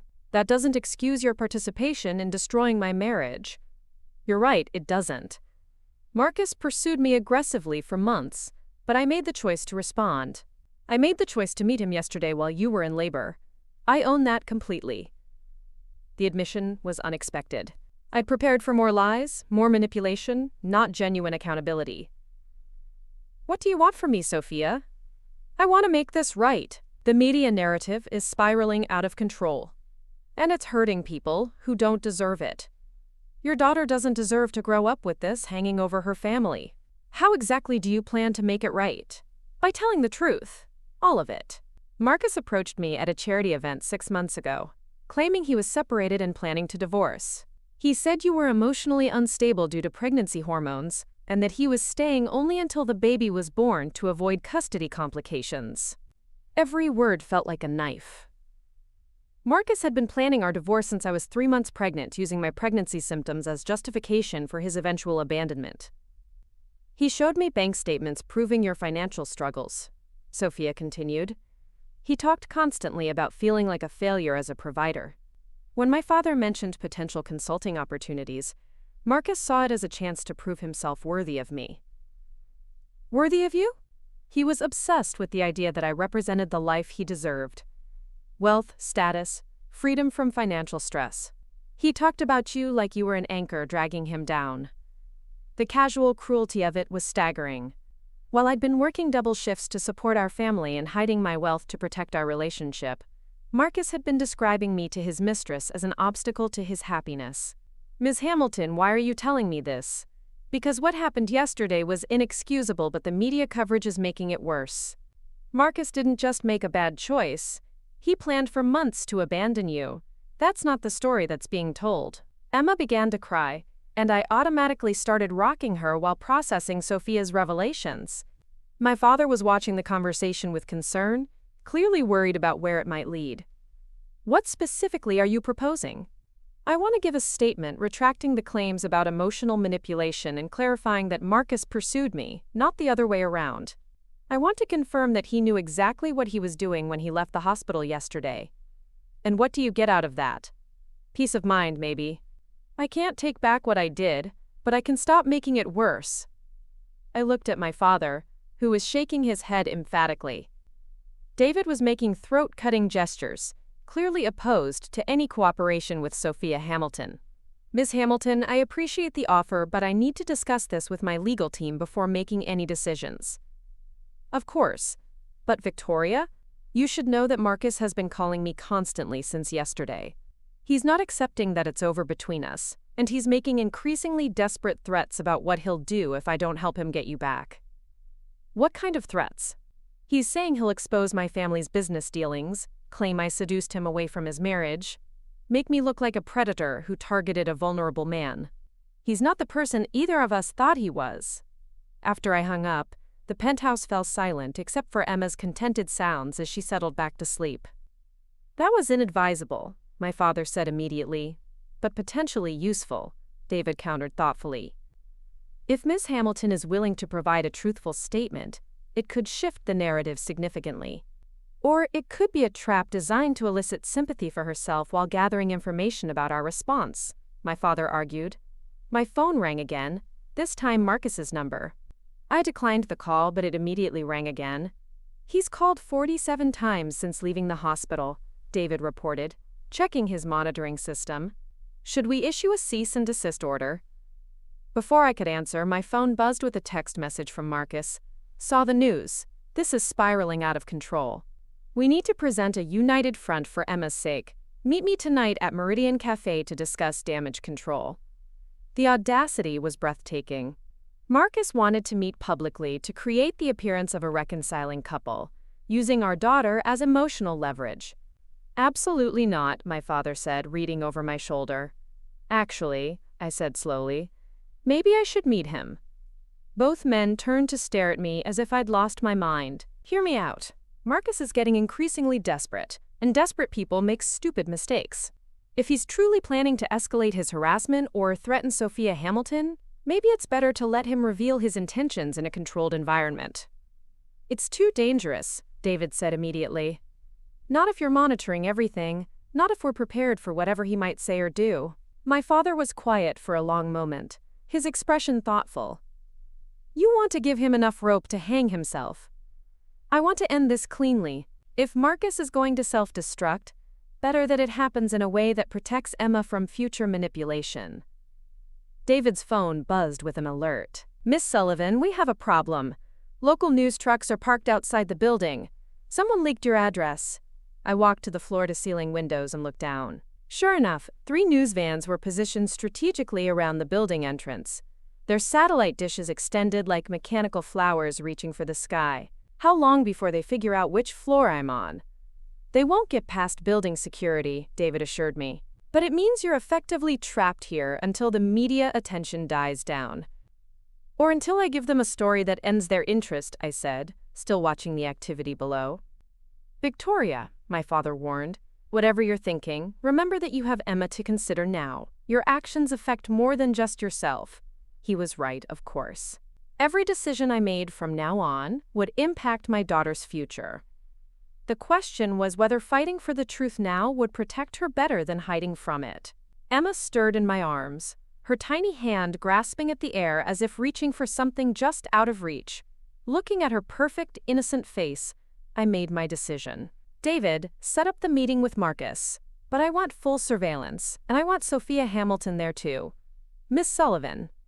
If we're going to end this, let's end it completely. Let's get everyone in the same room, and let the truth come out all at once. My father sighed, recognizing the determined expression I'd inherited from him. And if Marcus becomes volatile? Then we'll have it all on record. Sometimes the only way to expose someone's true character is to give them a platform to reveal it themselves. David began making calls to arrange security for what was sure to be one of the most explosive confrontations Phoenix had seen in years. As I watched the news vans multiply on the street below, I realized that the quiet life I'd built as Tori Mitchell was truly over. Now Victoria Sullivan had to decide what kind of future she wanted to build from the ashes of her marriage. As of us, the truth was coming out, whether I controlled it or not. It was time to ensure it came out on my terms. The meeting was set for 7 p.m. at Meridian Cafe, a neutral location with enough public visibility to discourage any dramatic outbursts while providing sufficient privacy for sensitive conversations. David had positioned his security team throughout the restaurant, disguised as ordinary diners and staff members. Every word would be recorded, every gesture documented. I arrived first, Emma sleeping peacefully in her carrier, despite the chaos surrounding her young life. The irony wasn't lost on me. This restaurant was where Marcus had proposed 3 years ago, promising me a lifetime of love and partnership. Now it would be where I officially ended our marriage and exposed the man he'd truly been all along. Sophia Hamilton arrived exactly on time, looking nothing like the confident socialite I'd expected. She was pale, nervous, and kept glancing around as if expecting photographers to leap from behind potted plants. When she saw me, her expression shifted to something resembling shame. Victoria, thank you for agreeing to this. I know it can't be easy. Nothing about the past week has been easy, I replied, studying her face for signs of deception. Are you certain you want to go through with this? I've been thinking about what kind of person I want to be, she said quietly.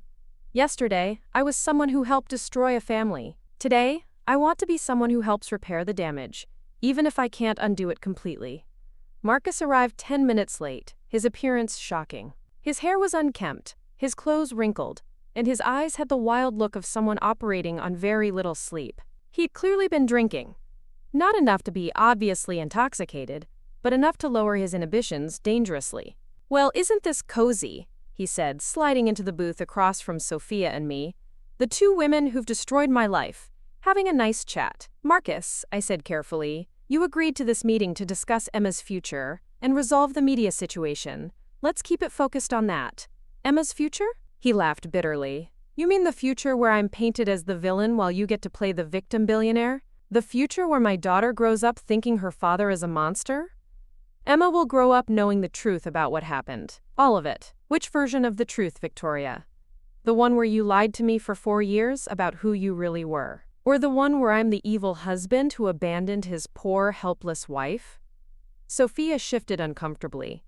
Marcus, maybe we should. No, he interrupted sharply, turning his attention to her. You don't get to play peacemaker now. You created this mess just as much as I did. Actually, Sophia said, her voice gaining strength. You created this mess, Marcus. I just got caught up in your lies. The statement seemed to flip a switch in Marcus. His face darkened, and the veneer of civilized behavior began to crack. My lies? You're talking about my lies? Victoria sat across from me for 4 years, pretending to be someone she wasn't. She watched me stress about money, work myself to exhaustion, sacrifice everything for our future, all while knowing she could have solved our problems with pocket change.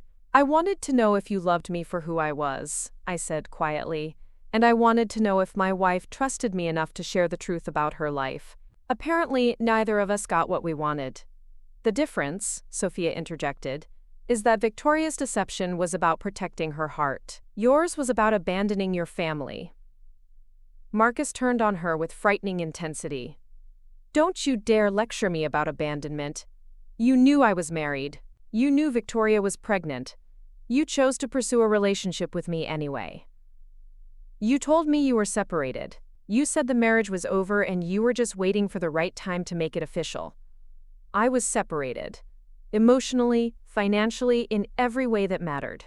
Victoria and I were roommates sharing expenses, not partners building a life together. The revisionist history was staggering. Marcus was rewriting our entire relationship to justify his behavior, painting our marriage as a business arrangement rather than a loving partnership. That's not how I remember it, I said. Of course it's not. You were living in a fantasy where we were the perfect struggling couple, overcoming obstacles together. Meanwhile, I was drowning in debt, watching my career stagnate, and feeling like a complete failure every day. Marcus, I was working 60-hour weeks to help support us. I was just as invested in our success as you were. You were playing house with my life, he exploded, causing other diners to turn and stare. You had billions of dollars and you let me believe we were broke. You watched me take on extra clients, skip meals to save money, stress about Emma's college fund, all while knowing you could have bought her an entire university. David appeared subtly at our table, his presence a reminder that Marcus was being monitored and recorded. Sir, perhaps we could lower our voices, David suggested diplomatically. Marcus looked up at David with recognition and growing anger. The bodyguard. Of course, Victoria. How long has your security team been watching me? How long have you been treating me like a potential threat instead of your husband? Since you started researching divorce law 6 months ago, I answered honestly. Since you began moving money out of our joint accounts and meeting secretly with other women, you had me investigated? I had myself protected. There's a difference. Sophia cleared her throat nervously. Marcus, maybe this isn't the time. No, this is exactly the time, Marcus said, his voice rising again. I want everyone to understand what kind of person I married. Victoria Sullivan doesn't trust anyone. She doesn't believe in genuine love or authentic relationships. She tests people like lab rats to see if they'll pass her little character experiments. And you failed, I said simply. The words hit him like a physical blow.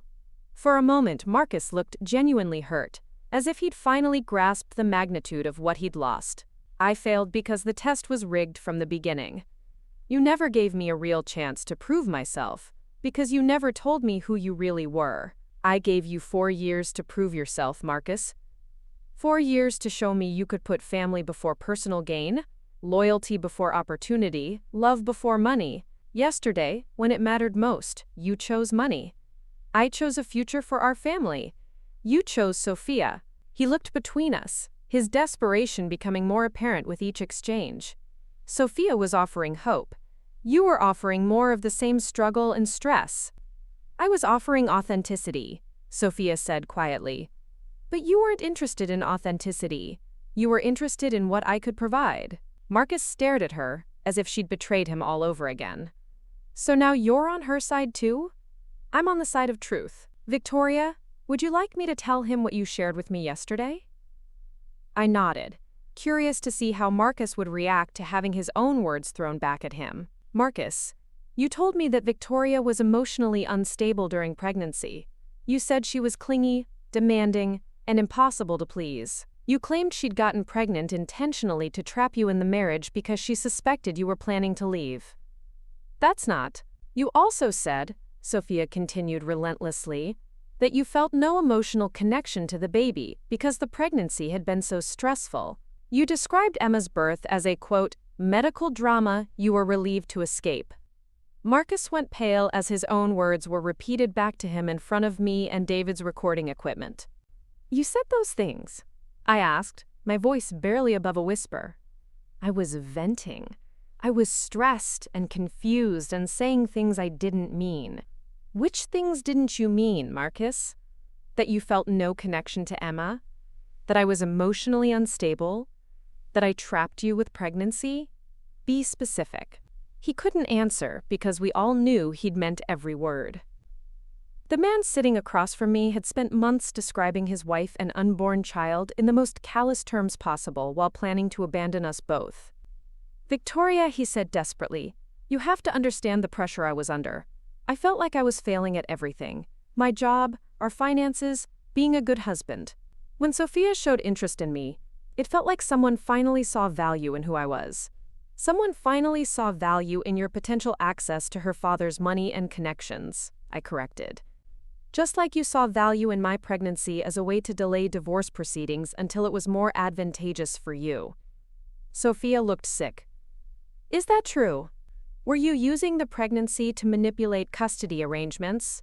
Marcus's silence was answer enough. That's why you wanted to wait until after Emma was born to file for divorce, I realized. You thought it would make you look more sympathetic in court proceedings. And that's why you researched my background so thoroughly, Sophia added with growing horror. You weren't interested in me as a person. You were interested in my inheritance and my father's business connections. Marcus was trapped between two women who finally understood his true motivations. His carefully constructed narratives were crumbling under the weight of documented evidence and his own admissions. This is ridiculous, he said, standing abruptly. I'm being ambushed by the two people who should understand me most. Sit down, Marcus, I said firmly. We're not finished. Yes, we are. I'm not going to sit here and be lectured by my wife about honesty while she hides billions of dollars, or by my girlfriend about authenticity while she's recording everything for her lawyers. I'm not recording anything, Sophia said. But Victoria's security team certainly is. Marcus looked around the restaurant with growing paranoia, finally noticing the subtle positioning of David's team members. How many people are watching this conversation? Enough to ensure an accurate record, David replied calmly. This is harassment. This is entrapment. This is documentation, I corrected. You agreed to this meeting, Marcus. You suggested it, actually. All we're doing is ensuring there's a clear record of what's said. Marcus sat back down heavily, the fight seeming to go out of him. What do you want from me, Victoria? What's it going to take to end this? I want you to sign the divorce papers without contest. I want you to agree to supervised visitation with Emma until you've completed court-mandated counseling. And I want you to stop harassing Sophia and my family. And if I don't agree, David placed a thick folder on the table, then these additional documents will be filed with the court tomorrow morning. Marcus opened the folder and his face went white as he read the contents. Fraud charges? Theft? How is this fraud? You accessed your wife's personal information under false pretenses, David explained. You moved money from joint accounts into private accounts without disclosure. You billed clients for personal time spent conducting an affair. The evidence supports multiple criminal charges. You're threatening to have me arrested? We're offering you a choice, I said gently. Accept responsibility for your actions and move forward with dignity, or force us to pursue every legal avenue available to protect Emma and myself. Marcus stared at the papers for a long time, the weight of his situation finally becoming clear. He'd lost his wife, his daughter, his career prospects, and his reputation. Fighting would only make things worse. If I sign everything, if I agree to all your terms, what happens to the media coverage? Sophia spoke up. I'll give a statement clarifying that you pursued me while claiming to be separated, that you misrepresented your marriage situation, and that you chose to leave the hospital during Emma's birth to meet with me. I'll take responsibility for my part in the affair while making it clear that you initiated and orchestrated the relationship. That will destroy what's left of my reputation. Your reputation was destroyed when you abandoned your wife during childbirth, I said. Sophia's statement will just ensure the facts are accurate. Marcus looked between us one final time, searching for any sign of mercy or compromise. Finding none, he picked up a pen and began signing the divorce papers. "Emma will know the truth about me someday," he said as he signed. "She'll understand that I loved her, even if I made terrible mistakes." "Emma will know exactly what happened," I agreed. "All of it. Including the fact that when you had a choice between being present for her birth or pursuing another woman, you chose the other woman." He finished signing and pushed the papers across the table. "I want to see her. Before I leave Phoenix, I want to say goodbye. That's not my decision to make. The court will determine your visitation rights based on what's in Emma's best interests." Marcus stood up slowly, looking older than his 28 years. "Victoria, for what it's worth, I did love you. Maybe not the way you deserved, but I did love you. I know you think you did. But love isn't just a feeling, Marcus. It's a choice you make every day to put your partner and family first. When it mattered most, you chose yourself." He nodded, accepting the truth of that statement. "Sophia, I'm sorry I dragged you into this mess. You deserved better." "We both deserved better," she replied. "But at least now we can move forward with the truth." Marcus walked away without looking back, disappearing into the Phoenix evening and out of our lives forever. Sophia and I sat in silence for several minutes, processing the end of a chapter that had caused so much pain. "What will you do now?" I asked. "Start over. Be more careful about who I trust and why. Maybe take some time to figure out who I am when I'm not being manipulated by desperate men." "And the media situation?" "I'll give my statement tomorrow. The truth, all of it. You and Emma deserve to have your story told accurately." As we prepared to leave, Emma stirred in her carrier and opened her eyes for the first time since we'd arrived. She looked up at me with perfect trust, completely unaware of the drama that had surrounded her short life. "She's beautiful," Sophia said softly. "She's lucky to have you as her mother. She'll be luckier not to grow up with a father who sees her as an inconvenience." David appeared at our table to escort us out. "Miss Sullivan, the media presence outside has doubled. Are you prepared for questions?" I looked down at Emma, then at the divorce papers that would officially end my marriage. "Yes, I'm prepared." "What will you tell them?" "The truth. That some people are exactly who they appear to be, and some people are exactly who they reveal themselves to be when they think no one important is watching."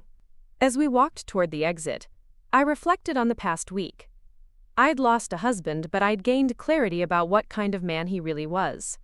I'd been forced to abandon my carefully constructed double life, but I'd discovered strength I didn't know I possessed. Most importantly, I'd protected Emma from growing up in a household where she would have been secondary to her father's ambitions and selfishness. The media crowd outside was massive, but I walked through them with my head high, Emma safe in my arms. I didn't answer their shouted questions or respond to their speculation. The truth would come out through proper channels, and Emma and I would build our future based on that truth. 6 months later, Marcus had moved back to Ohio and was working at his uncle's insurance agency. Sophia had started a foundation supporting families affected by infidelity and domestic deception. David had been promoted to head of global security for Sullivan International. And I was raising Emma in the penthouse, no longer hiding who I was or apologizing for the choices that had protected us both. She would grow up knowing that love requires showing up, that character matters more than opportunity, and that some things, like family loyalty, should never be for sale. Marcus had taught me that the most important truths about people emerge in crisis moments, when they think no one is watching, and the stakes feel personal. Emma would learn early that actions have consequences, that promises mean something, and that the people who truly love you will choose you even when it's difficult.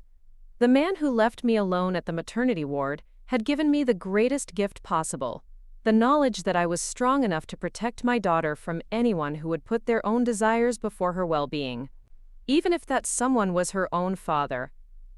But the story didn't end with Marcus's departure from Phoenix. 3 weeks after our confrontation at Meridian Cafe, David's security team intercepted communications that revealed Marcus was far from finished with his manipulations. "Miss Sullivan," David reported during our weekly briefing, "Mr. Webb has been contacting tabloid journalists attempting to sell his version of events. He's claiming coercion and intimidation by your security team." I adjusted Emma in my arms, marveling at how she'd grown in the few weeks since her dramatic birth. What exactly is he telling them? That you threatened him with false criminal charges to force his compliance with the divorce? He's painting himself as the victim of a wealthy family's vendetta, claiming he was psychologically manipulated into signing away his parental rights. The audacity was breathtaking, but not surprising. Marcus had always been skilled at reframing narratives to cast himself as the wronged party. Any publications interested in his story? 2 tabloids have expressed interest, but legitimate news outlets are declining. Sophia Hamilton's statement last week severely damaged his credibility. Sophia had been true to her word, giving a comprehensive interview that laid out the timeline of Marcus's deception in devastating detail. She'd described his systematic pursuit of her while claiming to be separated, his disparaging comments about me during pregnancy, and his cold calculation in timing our divorce for maximum advantage. The interview had shifted public opinion dramatically. Where some had initially sympathized with Marcus's position as the, quote, deceived husband, Sophia's revelations painted him as a predatory opportunist who'd abandoned his family for personal gain. There's something else, David continued, his expression growing more serious. Mr. Webb has retained a private investigator, someone named Jake Morrison, formerly of the Phoenix Police Department. To investigate what? Unclear, but Morrison specializes in child custody cases and asset recovery. We suspect Mr. Webb is building a case to challenge the divorce settlement or seek increased visitation rights. The thought of Marcus trying to insert himself back into Emma's life filled me with protective fury. He'd proven himself unworthy of fatherhood in the most spectacular way possible, yet he was still trying to exploit our daughter for his own purposes. What can we do legally? The restraining order prohibits direct contact with you, but it doesn't prevent him from hiring investigators or filing court motions. However, his public statements about coercion could work in our favor if he attempts to challenge the signed agreements. My father entered the penthouse living room, carrying coffee and his usual stack of business documents. Since Emma's birth, he'd been spending more time in Phoenix, ostensibly to help with the transition, but really to ensure we were protected from Marcus's continuing manipulations. Victoria, I've been thinking about Morrison's involvement, he said, settling into his chair. Jake Morrison was forced to retire from the police department under suspicious circumstances. Internal Affairs suspected him of taking bribes to alter evidence in custody cases. Meaning? Meaning, Marcus is working with someone who has a history of manufacturing evidence when legitimate facts don't support his client's positions. The implications were chilling. Marcus wasn't just trying to rebuild his reputation. He was potentially planning to fabricate evidence to support false claims about our marriage or my fitness as a mother. We need to be proactive, I decided. If Marcus wants to play dirty, we should be prepared for anything. David nodded approvingly. I recommend increasing surveillance on both Mr. Webb and Morrison. We should also document every aspect of your parenting and daily routine to counter any false claims they might manufacture. Over the following weeks, a strange game of chess developed. Marcus and Morrison would probe for weaknesses in our security or inconsistencies in our story, while David's team documented their every move. It was exhausting and invasive, but necessary to protect Emma from her father's increasingly desperate schemes. The breakthrough came when David's surveillance team observed Morrison meeting with a woman named Jennifer Parks, a former nanny who'd worked for several wealthy Phoenix families before being terminated for stealing jewelry. Parks has agreed to claim she worked for your family and witnessed concerning behavior regarding Emma's care, David reported. Morrison paid her $5,000 for a signed affidavit, alleging neglect and emotional instability. That's perjury and fraud. Yes, but it's also Morrison's standard operating procedure. He manufactures witnesses for clients who can't win custody cases based on facts. The fraudulent affidavit was submitted to family court along with Marcus's petition for emergency custody review. In the document, Jennifer Parks claimed to have worked as Emma's nanny for 2 weeks after her birth, during which time she allegedly witnessed me leaving Emma unattended, drinking alcohol while breastfeeding, and expressing regret about having a child. Every allegation was demonstrably false. Emma had never had a nanny, I hadn't consumed alcohol since discovering my pregnancy, and the penthouse security system provided complete documentation of every person who'd entered our home. But the false claims still required a legal response and court hearing. Ms. Sullivan, my attorney Margaret Chen, David's sister and one of Arizona's most respected family law practitioners, explained during our preparation meeting. The court takes these allegations seriously regardless of their source. We'll need to provide comprehensive evidence to refute each claim. What kind of evidence? Medical records showing no alcohol or drug use, security footage proving Parks never worked for your family, testimony from Dr. Martinez about your exemplary care during Emma's hospital stay, and character witnesses who can speak to your parenting. The hearing was scheduled for a Tuesday morning in early December.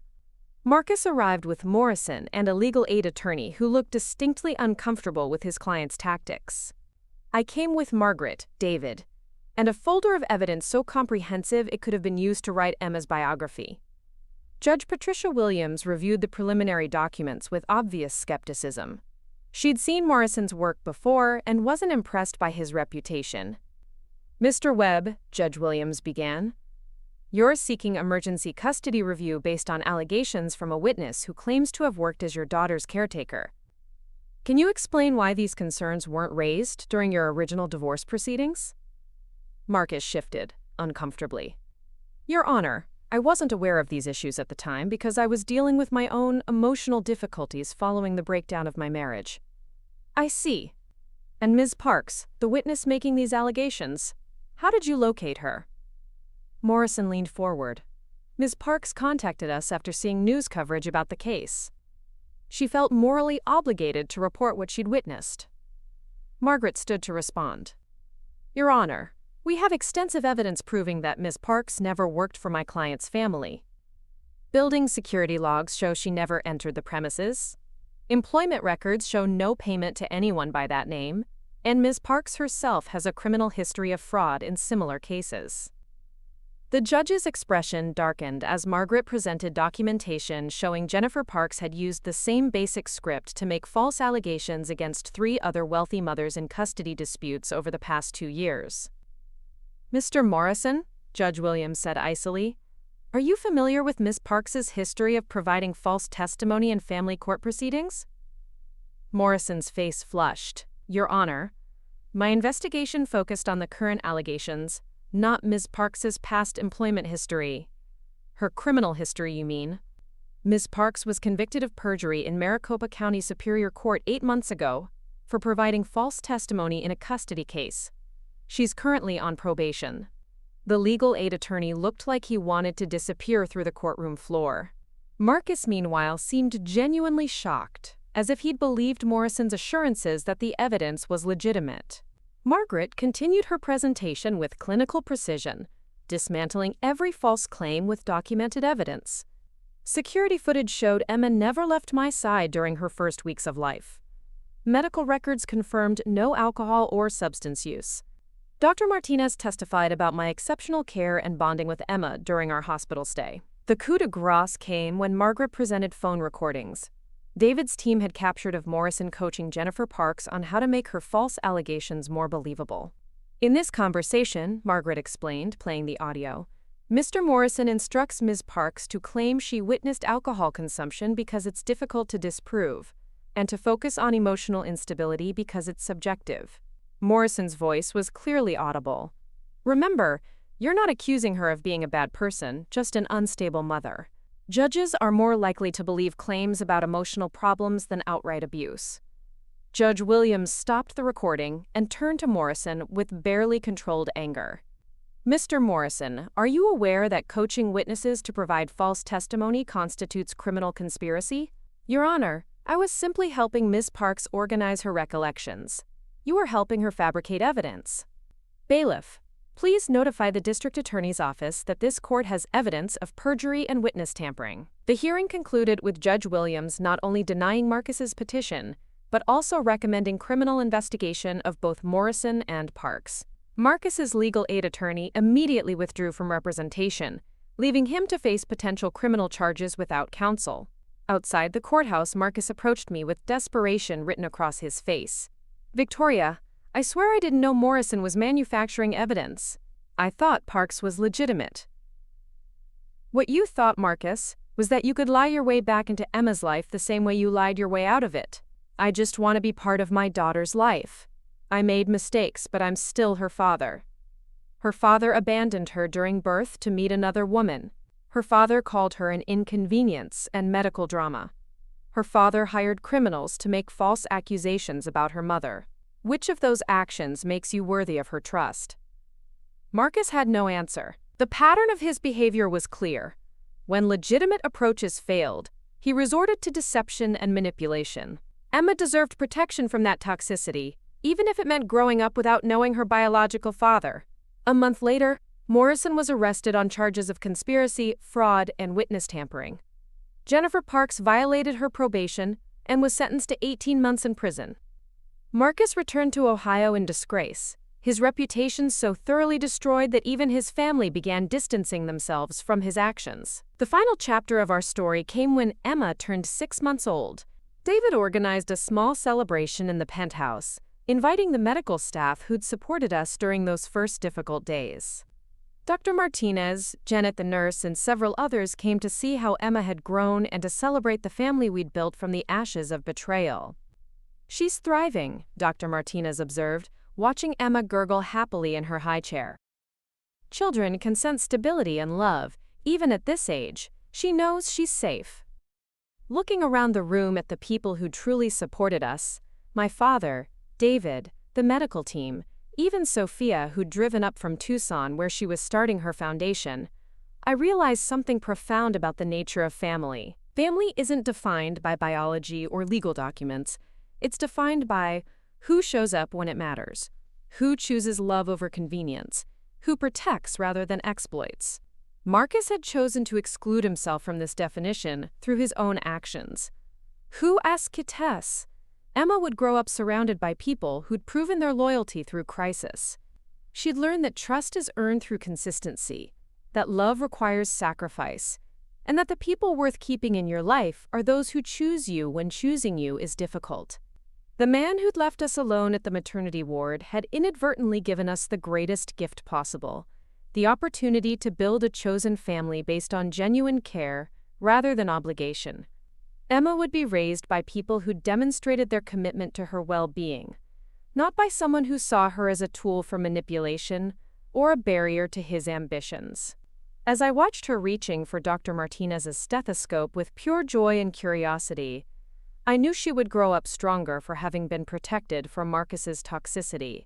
She would understand that real love shows up, that authentic relationships require honesty, and that the most important inheritance any parent can provide is the knowledge of their own worth.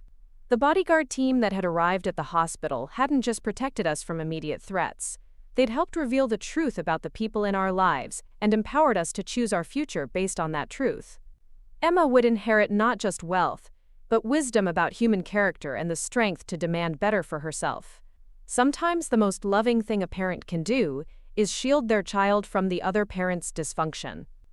Marcus had made that choice inevitable through his own actions, and Emma would be better for it.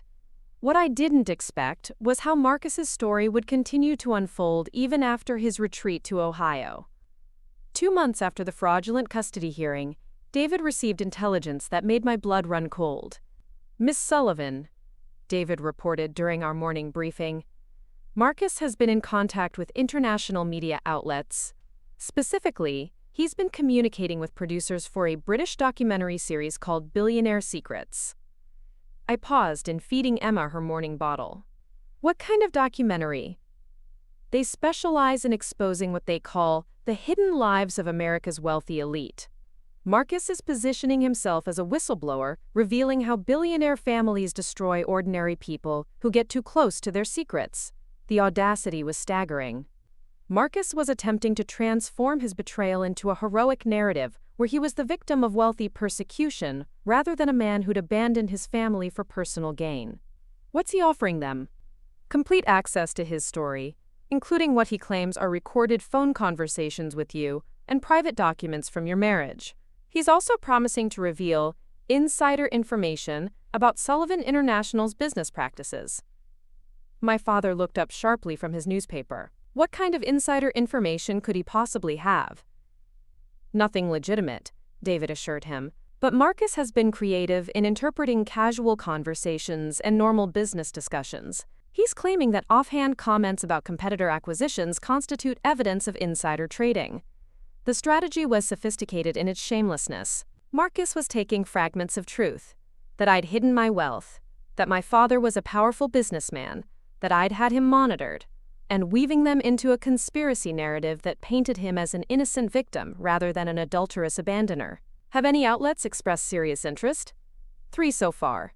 2 tabloid programs in the UK and 1 streaming documentary platform in Canada.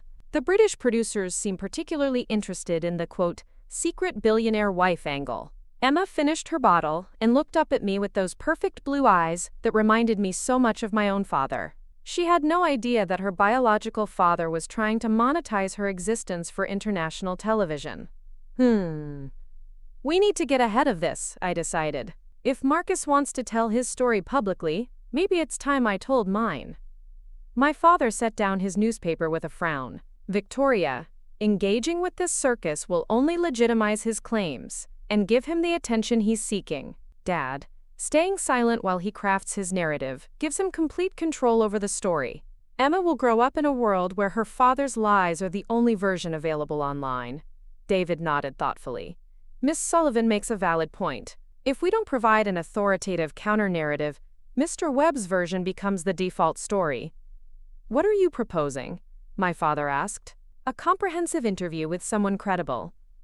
Not a tabloid or gossip show, but a respected journalist who can present the facts accurately, complete with documentation, witnesses, and evidence. David was already making notes. I have contacts at several major networks. Someone like Anderson Cooper or Katie Couric would handle this with appropriate gravity. The decision felt momentous. Going public would mean permanently abandoning any hope of privacy, but it would also ensure that Emma inherited an accurate record of what had really happened during the most important week of her life. Over the next few days, David arranged preliminary conversations with 3 potential interviewers. The consensus was that the story had enough compelling elements: secret identity, betrayal during childbirth, billionaire family drama, to warrant serious coverage, but only if we were willing to provide complete access and documentation. Katie Couric's team is most interested, David reported. They want to do a comprehensive investigation, including interviews with hospital staff, Sophia Hamilton, and access to the surveillance footage from Marcus's hotel meeting. What about legal implications? Our attorneys have reviewed the proposal. Since everything we'd be sharing is factually accurate and well documented, there's minimal risk. The greater risk is allowing Marcus to control the narrative unchallenged. I spent a week agonizing over the decision. Going public felt like a betrayal of the privacy I'd worked so hard to protect, but staying silent felt like abandoning Emma to a future where she'd have to defend herself against her father's lies without having the full truth available. The deciding factor came when David showed me advanced materials from the British documentary team. They'd already begun production based solely on Marcus's claims. And their promotional materials described me as a, quote, manipulative billionaire who destroyed an innocent man's life through deception and intimidation. They're moving forward with or without our participation, David explained. The question is whether we want Emma to grow up in a world where this is the only story available about her family. I scheduled the interview for the following week. Katie Couric arrived at the penthouse with a small crew and an impressive array of research materials. She'd spent days reviewing court documents, medical records, and surveillance footage. Her questions were precise and unflinching. Victoria, let's start with the fundamental deception. You lived under a false identity for 4 years of marriage. How do you justify lying to your husband about something so fundamental? I don't justify it, I answered honestly. I rationalize it. I wanted to know if Marcus loved me for who I was rather than what I could provide.